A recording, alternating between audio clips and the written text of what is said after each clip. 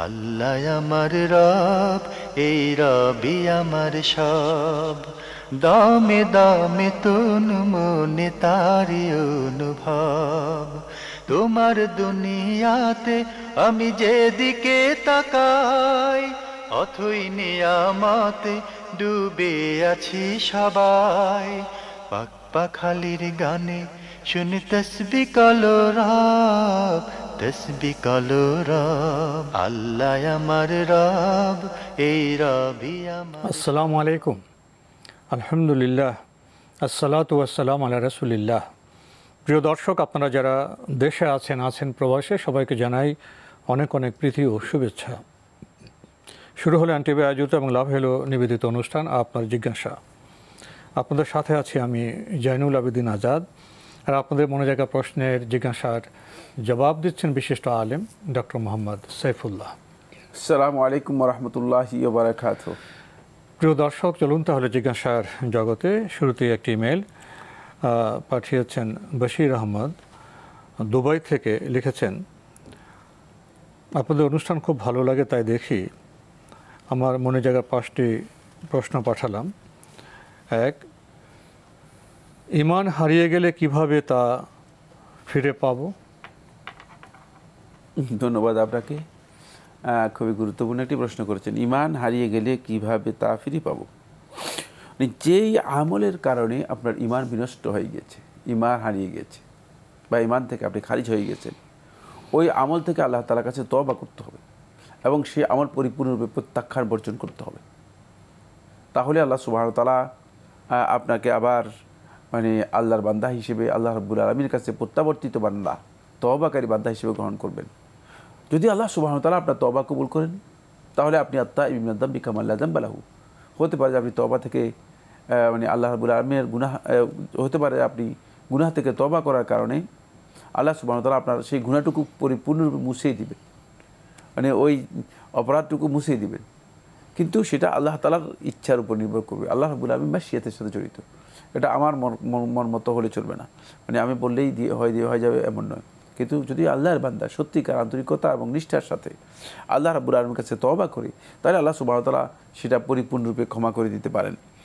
বাকি অবশ্যই ওই যেই আমলটুকু আপনার ঈমান বিনষ্টকারী আমল, যে কাজটি করেছেন, সেই কাজ থেকে নিজেকে পরিপূর্ণরূপে প্রত্যাবর্তন করতে হবে এবং ফিরে আসতে হবে।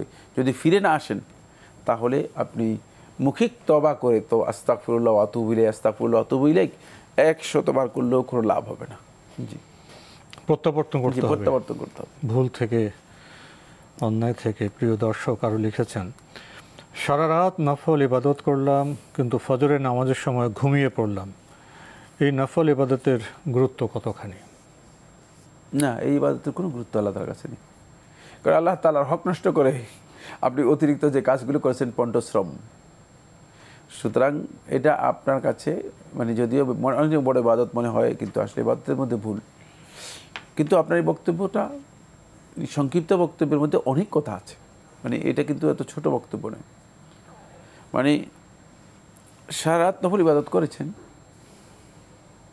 কিন্তু শরীরে ক্লান্তি এসে আপনার অনিচ্ছা ঘুম এসে গিয়েছে, এটা একটা মাসআলা। এখানে 100 মাসআলা আমি বের করতে পারবো। সুতরাং এই জন্য কোনো ব্যক্তি যদি প্রশ্ন করে, তিনি নানা প্রেক্ষাপট অবস্থা, বিভিন্ন বিষয় রয়েছে, তো এটা একটা মাসআলা।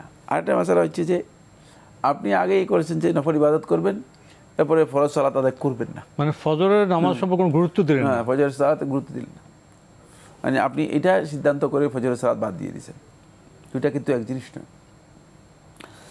আরেকটা হচ্ছে যে ফজরের সালাতের জন্য আপনার পরিপূর্ণ ইচ্ছা ছিল, কিন্তু ইচ্ছা থাকা সত্ত্বেও আপনি ফজরের সালাত আপনার আদায় করতে পারেন নাই, যেহেতু আপনি ক্লান্ত হয়ে গিয়েছেন, আপনার অনিচ্ছায় সব চলে গিয়েছে। এখন এই দুইয়ের মধ্যে যে এইগুলোর মধ্যে যে মূল কথা যেটা, সেটা হচ্ছে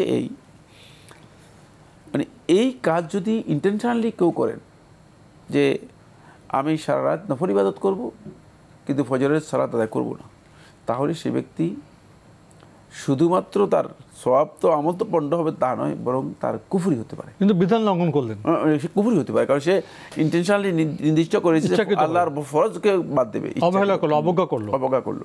সেখানে এই জন্য এটা কুফরির পর্যায়ে পৌঁছে যেতে পারে। কারণ আগে ইন্টেনশনালি তিনি সিদ্ধান্ত নিয়ে নিয়েছেন যে আমি ফরজ আদায় করব না, এটি ভয়ঙ্কর বিষয় হবে। কিন্তু যদি সেটা ইন্টেনশনালি না করে অনিচ্ছাকৃত হয়ে যায়, তাহলে অবশ্যই যখন ঘুম থেকে জাগবেন ফজরের সালাত আদায় করে নিতে হবে, যখন জাগবেন তখন। হ্যাঁ, কিন্তু যদি ঘুম থেকে জাগার পরেও ইচ্ছাকৃতভাবে ফজরের সালাত আদায় না করেন, তাহলে তার ওই নফল ইবাদতের কোনো মূল্যই হল না, নফল ইবাদত নষ্ট হয়ে গেল, নফল ইবাদতের কোনো ভ্যালু হবে না, কিন্তু ফরজকে বর্জন করেছে নফলের জন্য। আরেকটি বিষয় হচ্ছে নবী সাল্লাল্লাহু আলাইহি ওয়াসাল্লামের হাদি কি, নবী সাল্লাল্লাহু আলাইহি ওয়াসাল্লামের হাদিও জানতো। নবী সাল্লাল্লাহু আলাইহি ওয়াসাল্লামের হাদি হচ্ছে, নবী সাল্লাল্লাহু আলাইহি ওয়াসাল্লাম শুধুমাত্র রমাদানের শেষ দশক ছাড়া অন্য সময় রাসূলুল্লাহ সাল্লাল্লাহু আলাইহি ওয়াসাল্লাম এইভাবে সারা রাত নফল ইবাদত করতেন না। সুতরাং কোনো ব্যক্তি যদি আল্লাহ নবী সাল্লাল্লাহু আলাইহি ওয়াসাল্লামের হাদি বাদ দিয়ে নিজেকে অনেক বড় বুজুর্গ বানানোর জন্য সারা রাত নফল ইবাদত করে থাকেন, তার এই কাজটিও শুদ্ধ নয়, তার এই কাজটি সুন্নাহ পরিপন্থী কাজ, তিনি সুন্নাহ পরিপন্থী কাজ করবেন। ফলে বেশিরভাগ বেদাত মূলত এসেছে ওই জায়গা দিয়ে। বেদাতে যে সমস্ত কারণ রয়েছে ওলামায়ে কেরামগণ সেটা বর্ণনা করেছেন, বেশিরভাগ বেদাত মূলত এসেছে এই জায়গা দিয়ে। সেই জায়গাটা হচ্ছে যে বেশি ইবাদত করতে চাই, কিন্তু আল্লাহ তাআলা কখনো বেশি ইবাদত করতে পারেন না, মানুষ নিজের সীমাবদ্ধতা বোঝে না। না, আর কিন্তু আল্লাহ তাআলা কোরআনে কারীমের মধ্যে কোথাও বেশি ইবাদতের কথা বলেননি, শুধুমাত্র আল্লাহ জিকিরের ব্যাপারে বেশি শব্দ এসেছে, যেটা বেশি করা যায়, সহজ, যেটা সর্বাবস্থায় করা যায়, যেটা সহজ, যেটার জন্য কোনো ফরমেট দেওয়া নেই, যেটার জন্য কোনো সুনির্দিষ্ট শর্ত নেই, সেটা হচ্ছে শুধুমাত্র জিক্রুল্লাহ, আল্লাহ জিকির।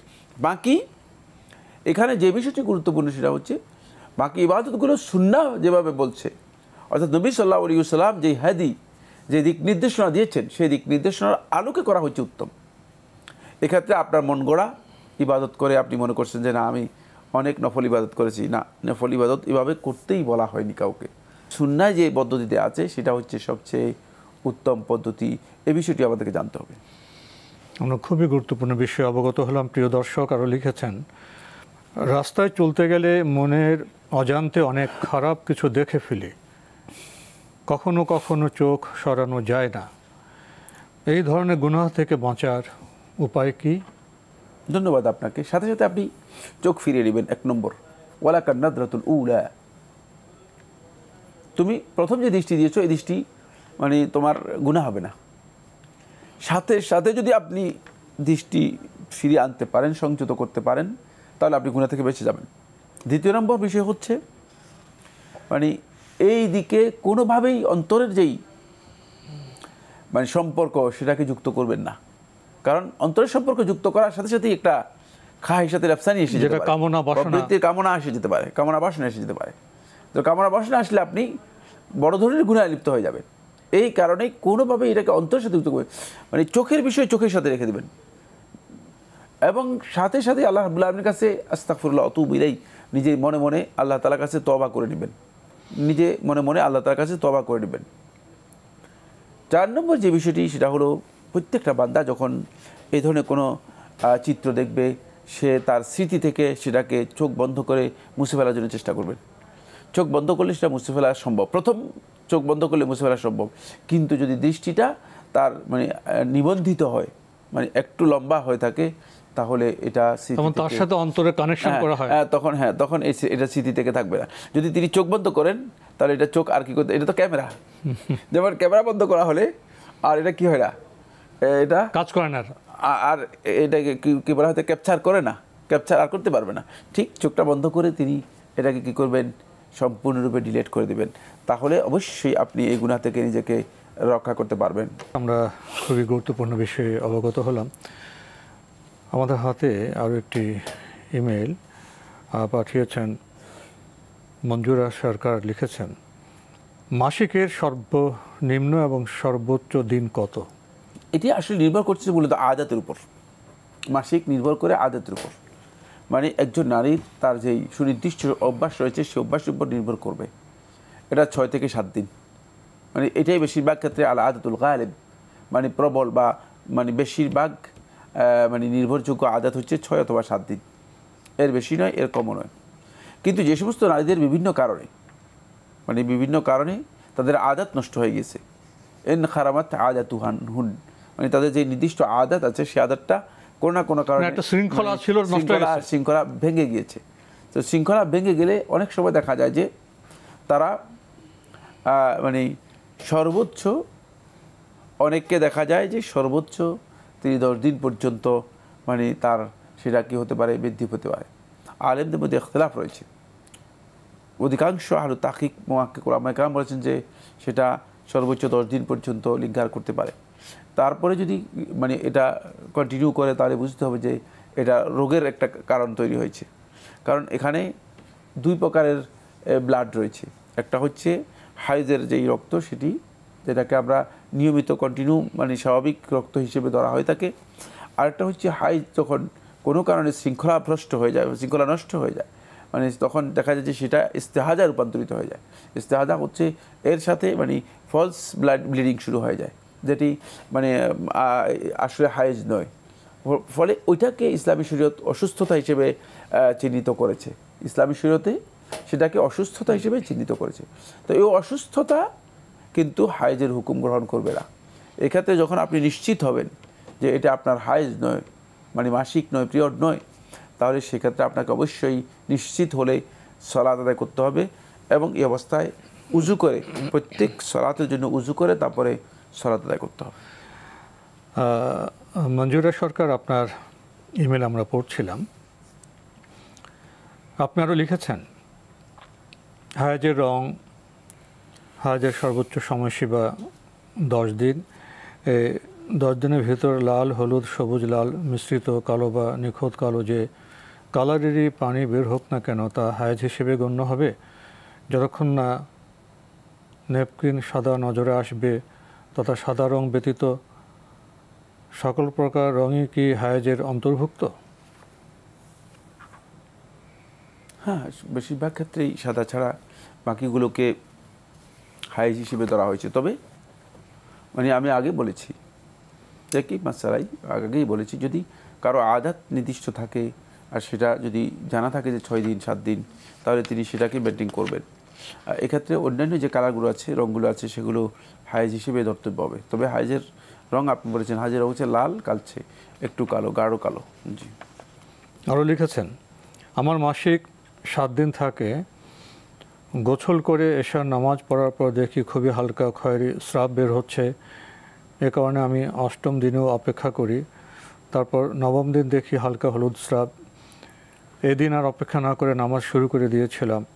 আমার কাজটা কি ঠিক আছে? যদি কাজটা ভুল হয় তবে কি করতে হবে একটু জানাবেন? না, ভুল হয়েছে, স্বাভাবিক কথায় ভুল হয়েছে। কি করতে হবে? কিছু করতে হবে না। না জেনে যেটা করেছেন সেটা ভুল হয়েছে। অবশ্যই আপনি অপেক্ষা করবেন যে স্রাব বন্ধ হওয়া পর্যন্ত। জি, যেহেতু আপনার মানে 6-7 দিনের মানে যে সময় রয়েছে সেই সময় এখনও আছে, সেটা সর্বোচ্চ 10 দিনও হতে পারে। জি, আমরা জানলাম বিষয়টি সম্পর্কে। আপনি আরও লিখেছেন, সূরা মুলক বাকারার শেষ 2 আয়াত, সূরা সাজদা আমি নিয়মিত পড়ি। মাসিকের দিনগুলোতে কি পড়া যাবে মোবাইল দেখে? না, মাসিকের দিনগুলোতে মোবাইল দেখে অথবা না দেখে কোনো অবস্থায় না পড়াই উত্তম। জি।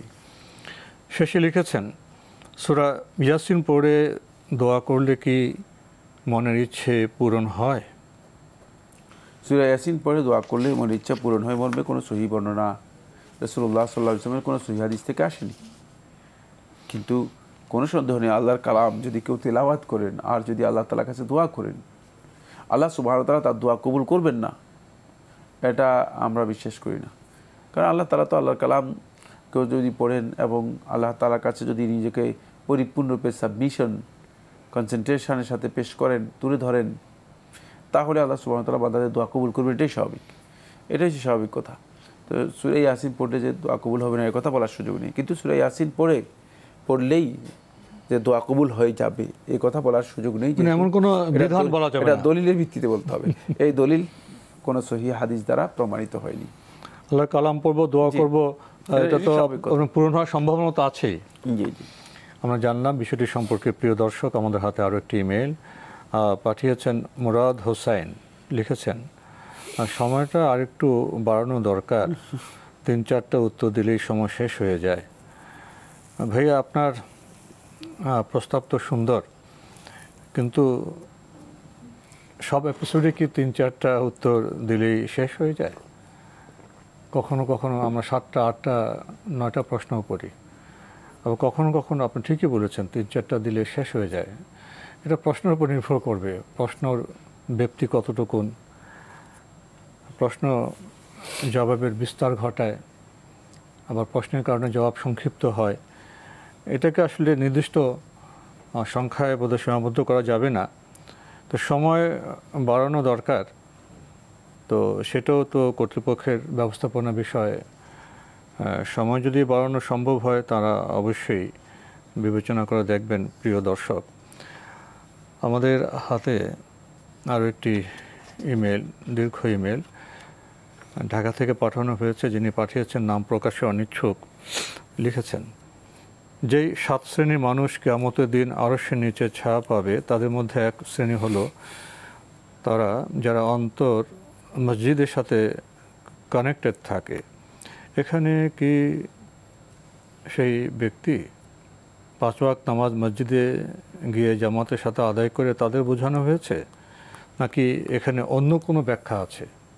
জানাবেন। যে হাদিসটি রাসূলুল্লাহ সাল্লাল্লাহু আলাইহি ওয়াসাল্লাম থেকে তার সাহাবী আবু হুরায়রা থেকে বর্ণনা করেছেন, সহিহ বুখারী ও মুসলিমের মধ্যে এসেছে যে তাদের মধ্যে একদল আছে রাজুলুন কলবুহু মুআল্লাকুন বিল মাসাজিদ। ওই একদল লোক বা ওই পুরুষ বা ওই মানুষ যার অন্তর মসজিদের সাথে ঝুলন্ত আছে।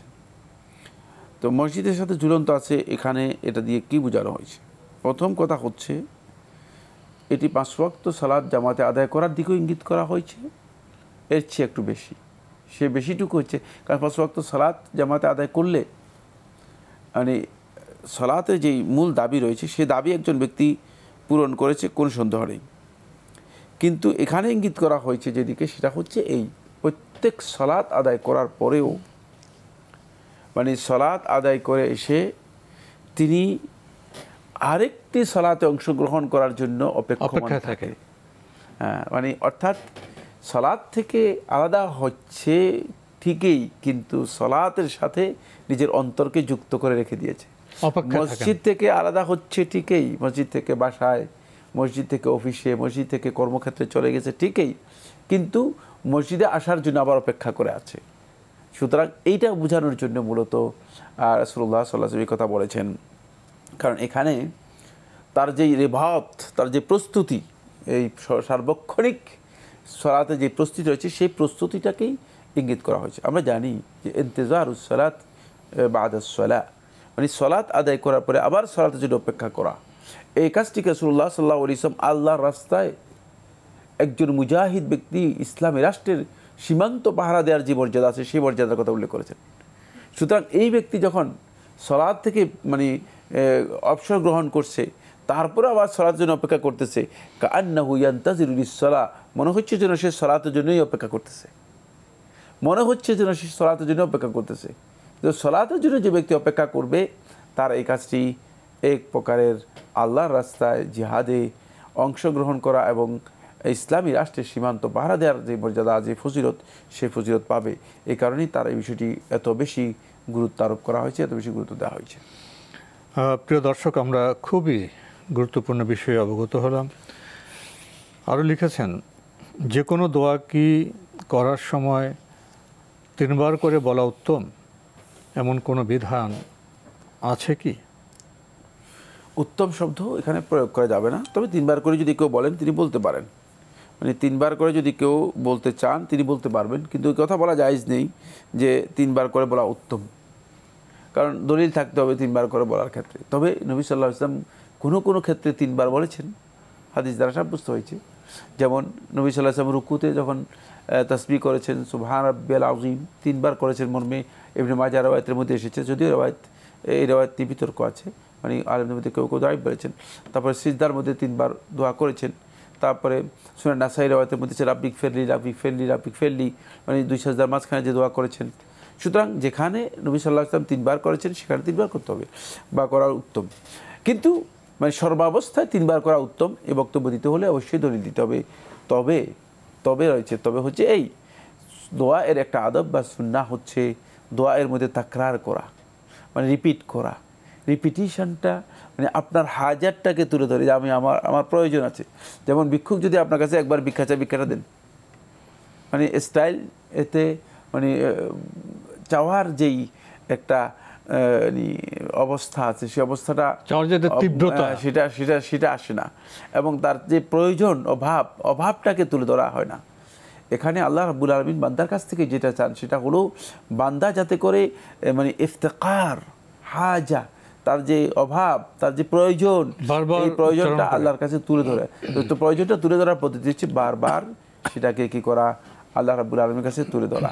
এই কারণেই যদি কেউ রিপিট করেন সেটা করতে পারেন, কিন্তু উত্তম বলতে হলে অবশ্যই নসের ভিত্তিতে বলতে হবে। আমরা জানলাম বিষয়টি সম্পর্কে। প্রিয় দর্শক আরও লিখেছেন, সুবহানাল্লাহ, আলহামদুলিল্লাহ, লা ইলাহা ইল্লাল্লাহ, আল্লাহু আকবার। যতবার বলা হবে ততবার জান্নাতে একটা খেজুর গাছ সেই ব্যক্তির জন্য রোপণ হয়ে যাবে, এমন বক্তব্য কি শুদ্ধ? হাদিস সহি, হাদিস সহি। জান্নাতে একটা গাছ, জান্নাতে একটা মানে আপনি মনে হয় যেন বৃক্ষ মানে করলেন, রোপণ করলেন।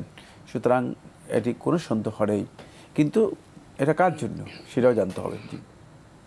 এটা শুধুমাত্র মানে বললাম সুবহানাল্লাহ, আলহামদুলিল্লাহ, আল্লাহু আকবার যথেষ্ট হয়ে যাবে না।